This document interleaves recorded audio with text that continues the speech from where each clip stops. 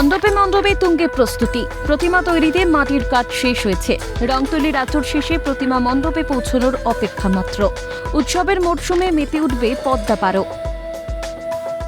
তো আমাদের এই 3 মাস যাবৎ কাজ শুরু হয়েছে, মাটির কাজ করে এখন রঙের কাজ শেষ, এখন সাজনা কাজনার কাজ কিছু বাকি আছে। এরপরেই আমরা আগামী শনিবার দিন আমাদের প্রত্যেকটা মন্দিরে আমাদের দর্শনার্থীদের নজর কাটতে বিভিন্ন সাজসজ্জা আলোকসজ্জায় সেজে উঠেছে মণ্ডপগুলো।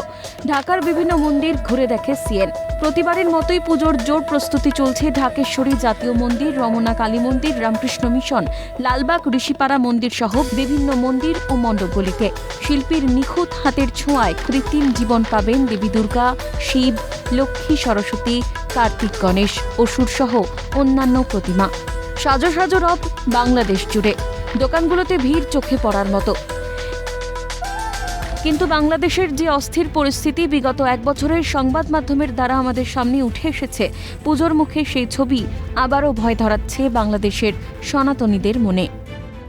যাওয়ার পথে বাংলাদেশের সমস্যার কারণে দেখা যাচ্ছে যে আমাদের ভয় হচ্ছে, একটা আতঙ্ক আসছে যে পথে যাওয়ার পথে কোনো মন্দির প্রতিমার করে কোনো হামলা হয় কিনা, এ নিয়ে একটু সংকোচনটা আছে। সারা বাংলাদেশে যেভাবে দেখছি বিভিন্ন জায়গায় মূর্তি ভেঙে ফেলছে, এছাড়া আমাদের আর কোনো সমস্যা নেই। বর্তমান যে সরকার, তার কাছে আমাদের বিনীত অনুরোধ ছিল, যে আশা ছিল যে সে আমাদের সুন্দরভাবে এই পূজাটা করে দিতে পারবে। জানি না সে কতটা আমাদের খুশি করতে পারবে, সেটা তারাই জানেন। বাংলাদেশ পুজো উদযাপন পরিষদের তথ্য অনুযায়ী সেদেশে মোট 33,355টি মণ্ডপ ও মন্দিরের দুর্গাপুজোর প্রস্তুতি চলছে। গত বছরের তুলনায় পুজো মণ্ডপের সংখ্যাও প্রায় 1000 বেড়েছে। এবার অন্তর্বর্তী সরকারের তরফে দুর্গাপুজোর জন্য মোট 5 কোটি টাকা অনুদান বরাদ্দ করা হয়। প্রতি মণ্ডপ কর্তৃপক্ষের হাতে 5,000 থেকে 15,000 টাকা তুলে দেওয়া হয়। পদ্মা পারেও জলুকালো। দুর্গাপুজোর মতোই নানা উৎসবে মাতুক বাংলাদেশ। অশান্ত পরিস্থিতি কাটিয়ে উৎসবে মেতে উঠুক তারাও।